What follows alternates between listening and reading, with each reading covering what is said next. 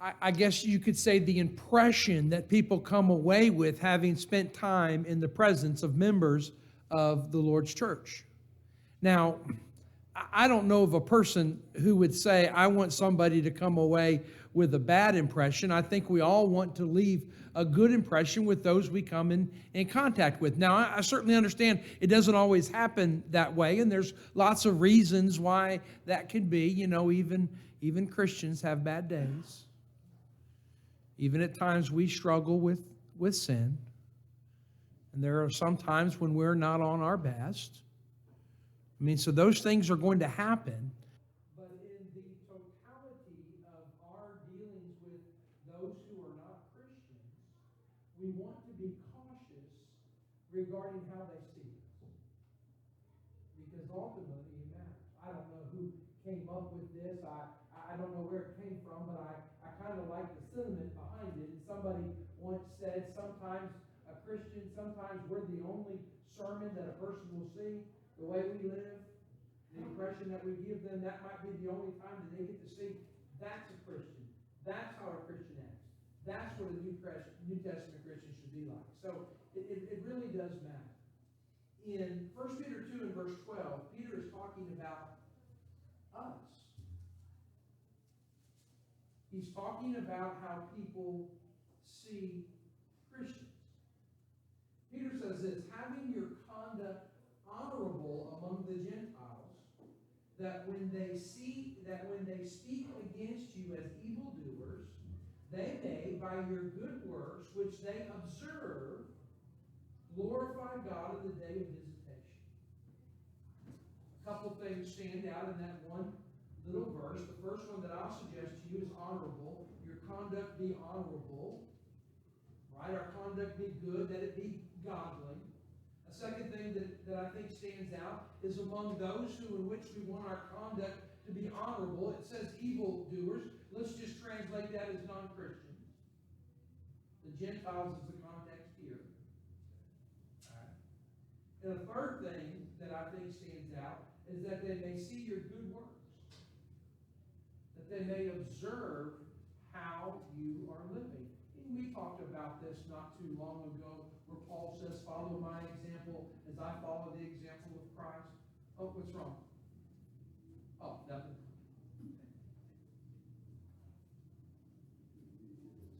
Oh, we know.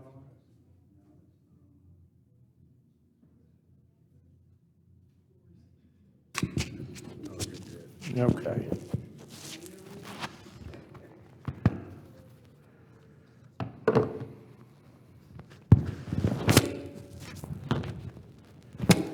Now, I talk loud. That might be a little too loud. That's awful loud. So,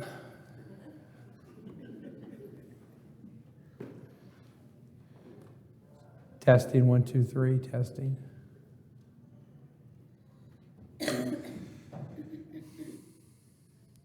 Testing, 1, 2, okay. Let me go all the way back to,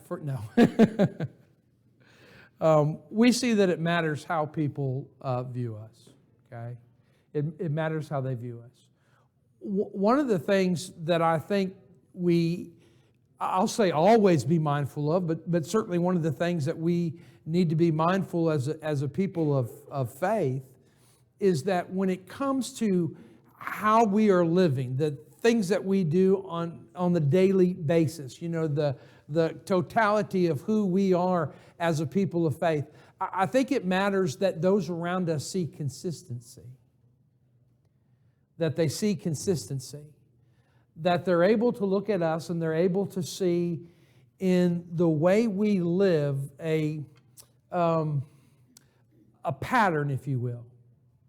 That they're able to see in us something that is identifiable. I've come to know who that person is. I've come to know how that person acts and how that person lives. I think they have to see a pattern within us, because that lends to how they begin to see us over the long haul, right? The things that they begin to see as attributes, qualities, characteristics of who we are as a people of faith. I guess a way of saying it is that we want to be individuals who always put our best foot forward, want to do what we can so that those around us are seeing us in the best light, okay, in the best light. This is what Peter is talking about. He's talking about conduct. He's talking about our conduct among those who are not Christians, and he uses that key word that it needs to be honorable. So the question we ask ourselves is my conduct honorable? Is that how I could be described? Go over in your Bible to Matthew chapter 5. This is a familiar passage to us. Matthew chapter 5, beginning in verse 14. Jesus is the one who's talking, and he's talking, I'll say, about character. He's talking about how we should live, the people we should be. And he says, "You are the light of the world. A city that is set on a hill cannot be hidden. Nor do they light a lamp and put it under a basket, but on a lampstand, and it gives light to all who are in the house. Let your light so shine before men that they may see your good works and glorify your Father in heaven." Sounds an awful lot like what Peter was writing over there in 1 Peter 2 in verse 12, doesn't it? Conduct. Let them see your light. Let them see how you're living.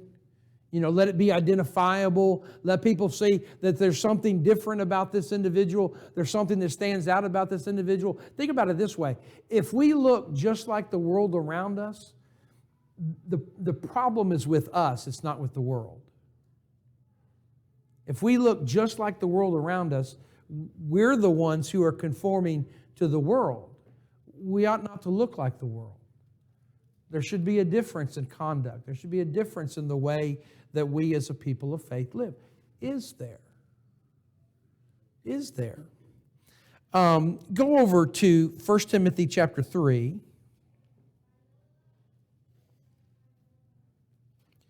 1 Timothy chapter 3. And I'll begin in verse 7. 1 Timothy 3 and verse 7. Says, "Moreover, he must have a good testimony." Do you know who he's talking about? Elders. And it says of elders, "Moreover, he must have a good testimony among those who are outside, lest he fall into reproach and the snare of the devil." Now, I'll suggest to you that not only is that a good requirement for those who serve in the eldership, I think it's a good requirement for all of us. That we want to be those type of people that have this good testimony, right?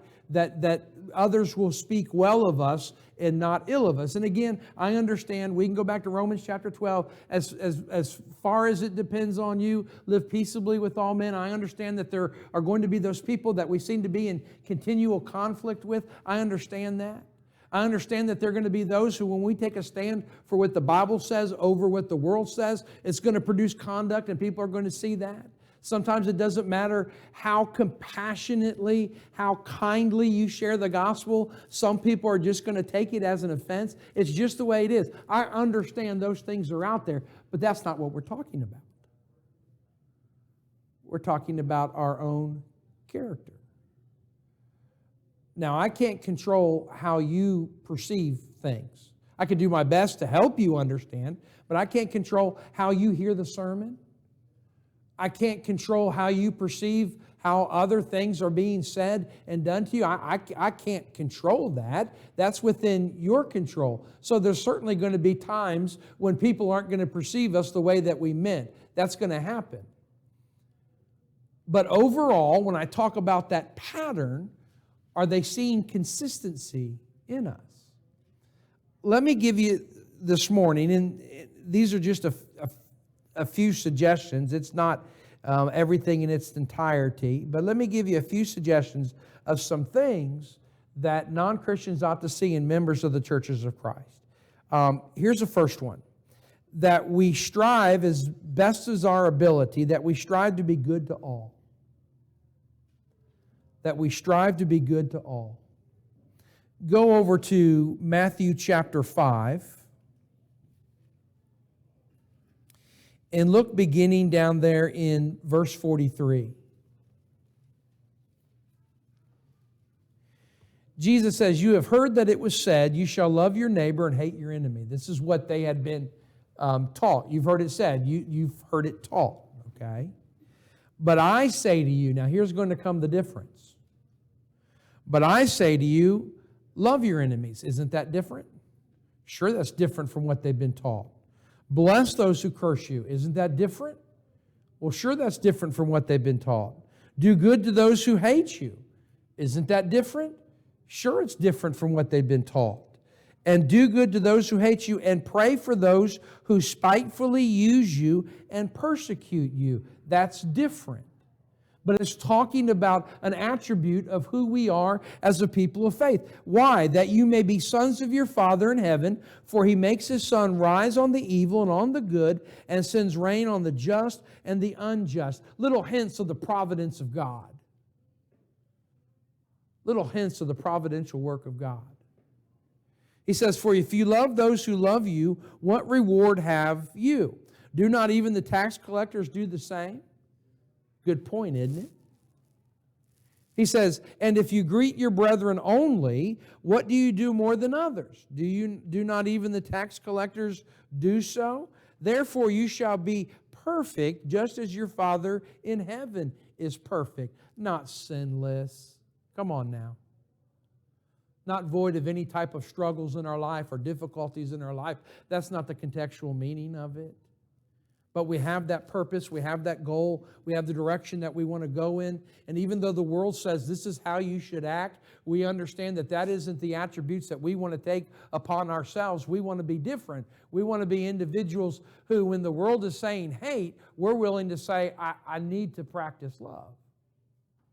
When the world speaks of condemnation, I need to be one who speaks of redemption for individuals. There's good qualities that are always out there, but sometimes we don't see them because of prejudice that we have. We don't see them.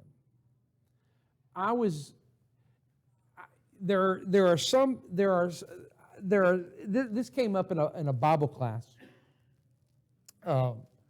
one time, and talking about qualities, or maybe I should say this, talking about potential of individuals, potential that individuals have. Sometimes we're not willing to see the potential. We become focused on just the negative, you see? And we don't allow ourselves to look beyond what, this person is unreasonable, this person is rude and unkind, and we allow ourselves to stop there, and we don't see any potential in the individual. And somebody once asked in a Bible class that I was teaching, was there the possibility of redemption for Hitler? Well, yeah, there was the possibility. Did that happen? No. But was the possibility there? Yes. They're running a series on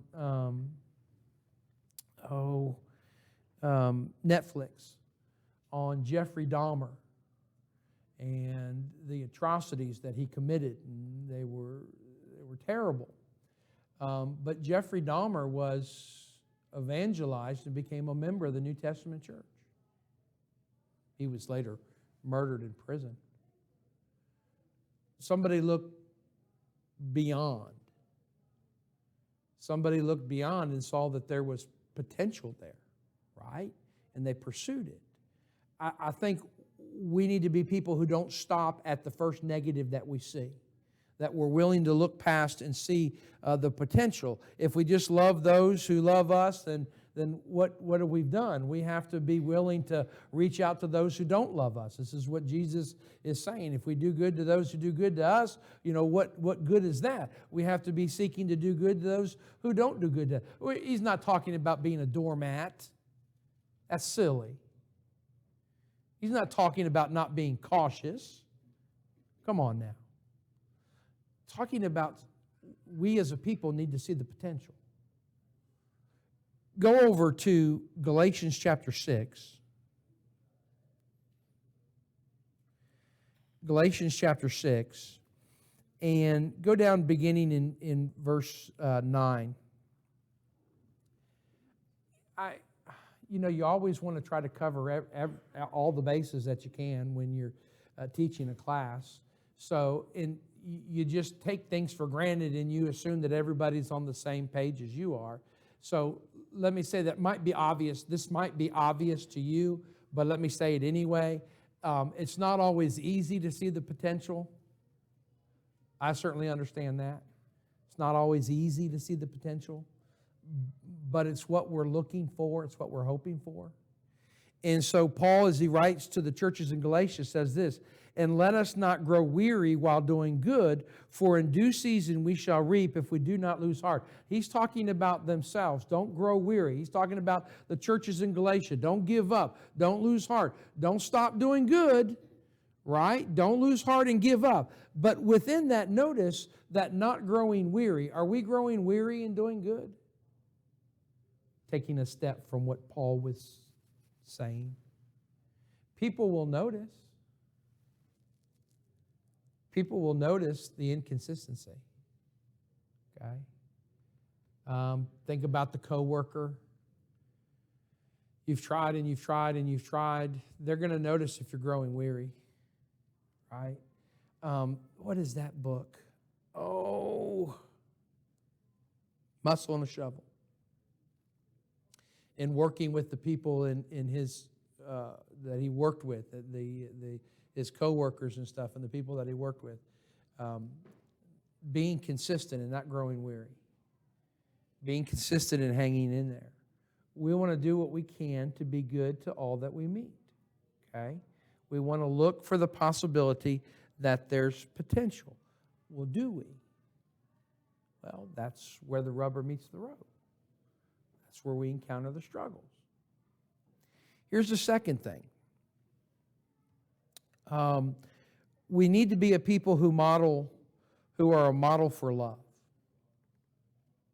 I think it goes hand in hand with being good to all people. But love ought to be an attribute of who we are as Christians. Not loving evil, not loving the acts of those who do the evil things, but understanding that we need to be a people who are loving to those around us. Go over to Luke chapter 6.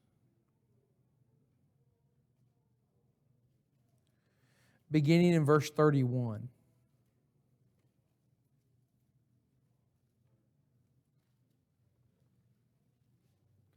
This is going to sound awful familiar to you. "And just as you want men to do to you, do also to them likewise." Sounds a little familiar. We kind of just looked at it.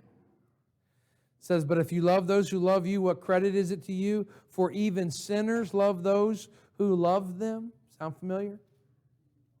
"And if you do good to those who do good to you, what credit is it to you? For even sinners do the same. And if you lend to those from whom you hope to receive back, what credit is that to you? For even sinners lend to sinners to receive as much back. But love your enemies, do good and lend, hoping for nothing in return, and your reward will be great, and you will be sons of the Most High, for He is kind to the unthankful and evil. Therefore be merciful, just as your Father also is merciful." I don't know how in the world we could ever be a loving people without being merciful. I don't know how it's possible. But I know certainly in my life it's a struggle at times to be merciful. Probably the same thing for you as well. Being merciful is a characteristic of love. That we're willing to extend that. That we're willing to do those things that we can. Sometimes what you and I as Christians need most in the world is just a little bit of mercy. Right? I don't want God's justice, then I'm condemned. I want God's mercy through Jesus Christ, because then I have forgiveness of my sins. Okay? Are we a merciful people? Well, it'll be modeled in the love that we have for one another. Go over to John chapter 13. You're in Luke. Turn forward one book. John chapter 13 and verse 34. Jesus says, "A new commandment I give to you, that you love one another as I have loved you, that you also love one another. Paul goes on and says to Christians that love is that quality and characteristic that we're supposed to have toward one another. We're to love the brotherhood. We're to love the brethren. We get that concept, but what about those who are outside of the brotherhood? Not talking about being accepting of error. Not talking about being accepting of sin. That's true. Go over to that's a good one. Go over to Galatians. What is it? Galatians chapter 6 and verse 10. Actually, back up. Verse 9, and let us not grow weary while doing good, for in due season we shall reap if we do not lose heart. Therefore, as we have opportunity, that's personal responsibility, let us do good to all, especially to those who are of the household of faith. You know, doing good to all, doing good to the neighbor, doing good to the people that we come in contact with. And I'm not, maybe I'm stating the obvious to you. I'm not saying it's always easy. I'll go so far as to say it's not always fun. But it is a standard that we're being called to. What's that? Oh, I think that's true. I think that's true. I think there's a lot of people who not only take advantage of us individually as Christians, but I think there are those who take advantage of the church as a whole. And I think it's led us to having to be a people who are cautious, especially in the area of benevolence, because there's a lot of people who will take advantage in that area. I never thought this would have happened in a million years. I was preaching at a congregation, and this couple stopped by, and I remember them because they had a canoe on top of their car.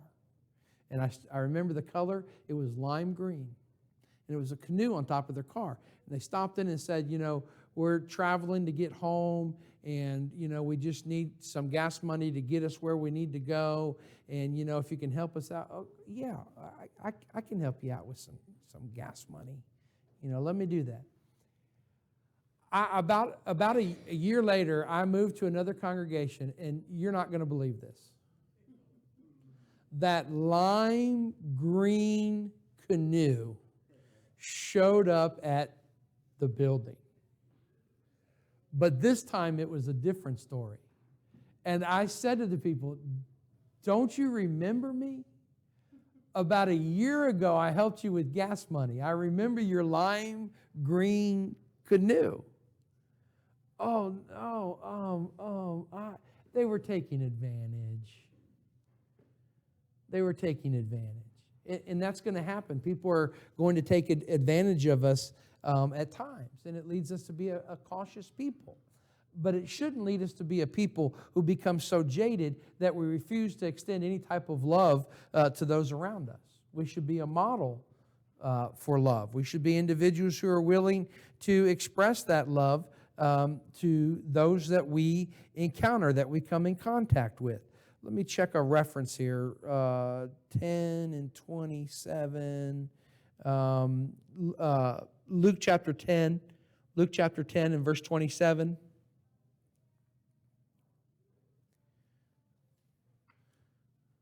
Jesus, in talking with the young man, says, what is written in the law? What is your reading of it? In verse 26, so he answered and said, you shall love the Lord your God with all your heart, with all your soul, with all your strength, with all your mind, and your neighbor as yourself.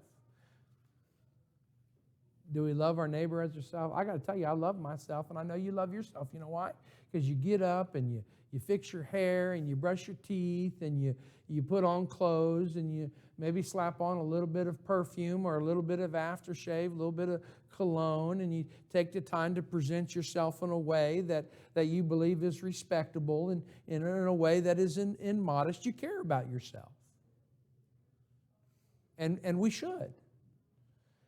The thing is, do we care just as much for our neighbor? We invest time in ourselves, but do we invest time in our neighbor?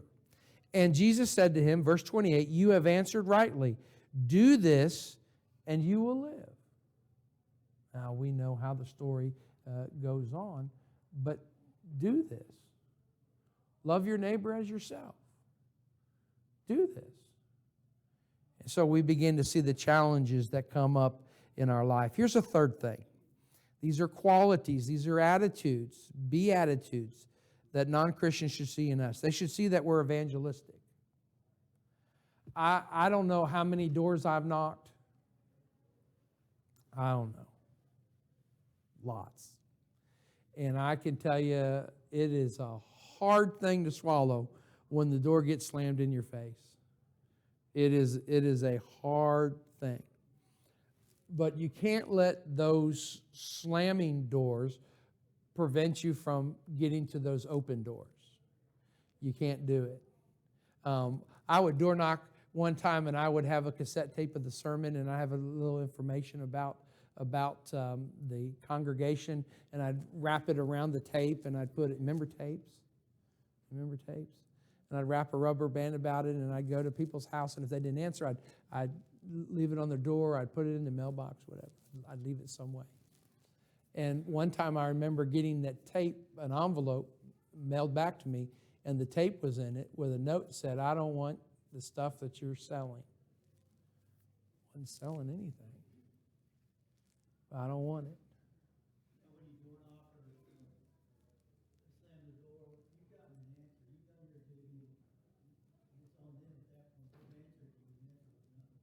I think that's fair.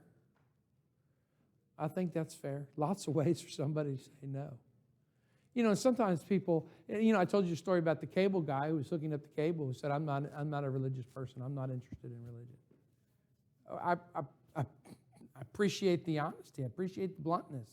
You know where you stand with that individual, you know. If he comes back again to do any repair on my, you know, if I need anything repaired on it, I'm going to take another shot at it. You know, it's what you do. But we need to be a people who are evangelistic, that we do the things that we can do to get out there. I don't think any of these are going to surprise you. I use them quite a bit when I talk about evangelism because I think they're appropriate, I think they fit, and I don't think they wear out. So I use them. Mark chapter 16 and verse 15. And he came and he said to them, go into all the world and preach the gospel to every creature. Being evangelistic isn't an option, it's a requirement of us as a people of faith. You know, and it's something that we do, I think, with the skills that we have, with the abilities that we have. You know, and we work within, you know, what our strengths are. Okay, I'm not saying you got to run down to over to the apostolic church and challenge the preacher there to a debate. You know, that might not be your skill set. Might not be where you are at. But we want to go into all the world and preach the gospel with the ability that we have to every creature. There's no limitation as to who we're going to preach. In Acts chapter 8 and verse 4, actually there's two examples in this. In Acts chapter 8 in verse 4, and you'll remember that the church in Jerusalem has been persecuted. They've been persecuted. And it says, therefore, those who were scattered went everywhere preaching the word. They could have remained silent, right? They could have said, we just got kicked out through persecution. Last thing I'm going to do is go to another place and encounter the same thing. But they were willing to go and preach the word. For every door that's shut, there might be somebody who says, oh, okay, tell me more. Or might accept our invitation to come to services. But it's having that attitude of being evangelistic. You see the same thing in verse 5. Then Philip went down to the city of Samaria and preached Christ to them. You know, our responsibility is to go, Matthew 28 and verse 19. our responsibility to be a people who go. You know, the Great Commission that's given to them, we know it was successful, don't we? We know that they were successful in their Great Commission because here you are this morning. It didn't just start with the person who evangelized you. It started with the person who evangelized them and the person who evangelized that person, going all the way back, right? Because somebody was willing to say, I'll share the gospel, right?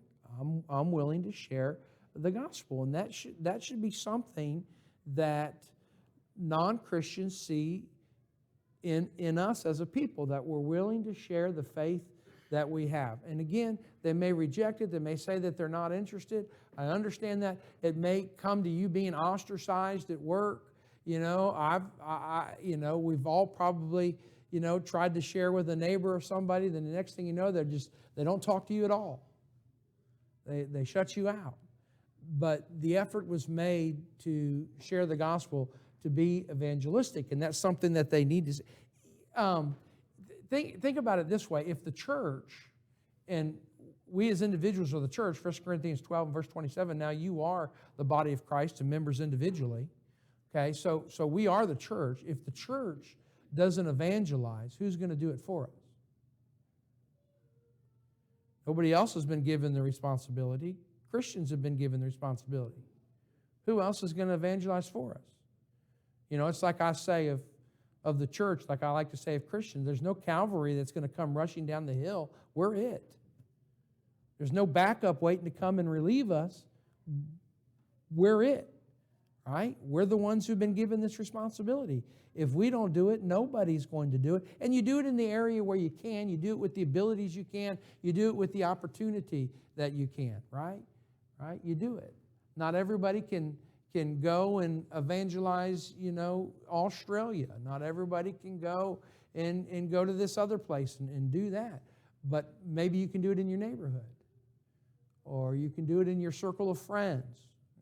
You can do it with those that you encounter. We're getting some new cards made that you can pick up.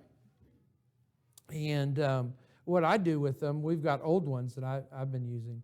I leave them when I go to restaurants. Who knows what could come of leaving a card? That's it. I leave it when I pay the check. I leave it on the thing. I just leave it on the table. Somebody's going to come by and clean it. Yeah. Maybe the chances are they chuck it. Could be. But maybe the possibility is there that they read it. It's one way to be evangelistic. It's one way to get information about the church that is out there. They should see that we're willing to be evangelistic. The world should see that we believe in the message that we're teaching. Right? I walk around Walmart. This is, I guess, the way my mind processes things. I walk around Walmart and I see all these people. And I think to myself, I have for them within my ability the cure that they need for their sin. I have it. And I know it's right. And I have it. How can I not have a desire to get that cure to as many people as I possibly can? Right? If you had the cure for cancer, wouldn't you want to give it to as many people as you possibly can? Jesus Christ is the cure for sin. We need to get that message out there to the world as best we can. Here's another one. Let me speed it up. Be careful with our words. We need to be careful with our words. Go over to the Gospel of James. Go over to the book of James, chapter 1. And go to verse 26. James is writing to Christians. You see that in the epistles, writing to Christians. And James says this. He says, if anyone among you thinks he is religious and does not bridle his tongue, he deceives his own heart. This one's religion, the one who doesn't bridle his tongue, this one's religion is useless. Now, you can go to the book of Psalms, or you can Google the word tongues. You can Google the word speaking, and you'll get all kinds of great little things out of the book of Proverbs about the things that we say. Google the words we say. You'll get all kinds of things. It's just filled with a wealth of information, that tells us that. But people are going to listen to the words that we use. They're going to listen to it. And if we're using words that are inappropriate, they're going to hear those things. And they're going to begin to associate those things with us. I've had people who have come to me who were in the military. And they say that part of the culture of the military is language. Bad language. And they said, you remember Clay? And he would say, I stood out because I wouldn't use that language that they were using. He stood out. And after a while, people began to be careful around him with the language that they used. Now, if he was using the exact same language just to fit in, that would have diminished his ability to reach those other people.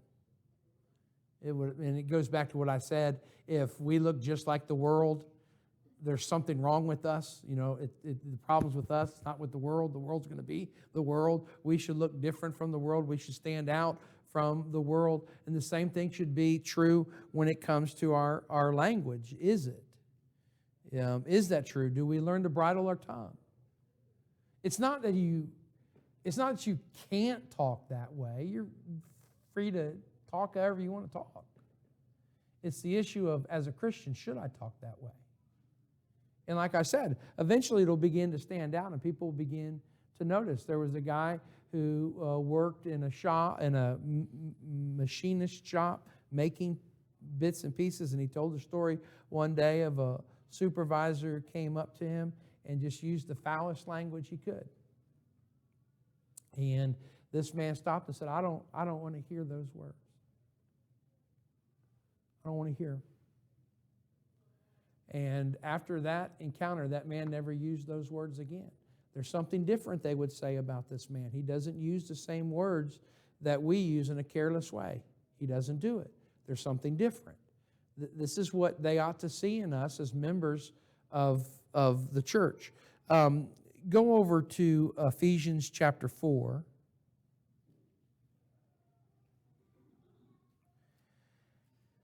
I'll give you a couple here out of Ephesians.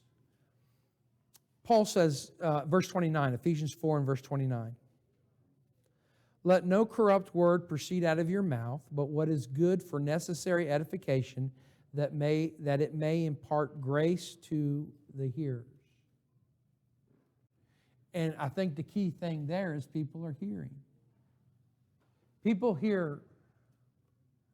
I think people hear more than we give them credit for. I know my wife does, because I can mumble it under my breath, and she's like, what'd you say? And I'm like, nothing. You just said, then why'd you ask me what I said?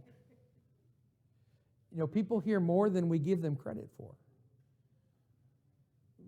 What are they hearing from us as Christians? Right? What are they hearing from us as Christians?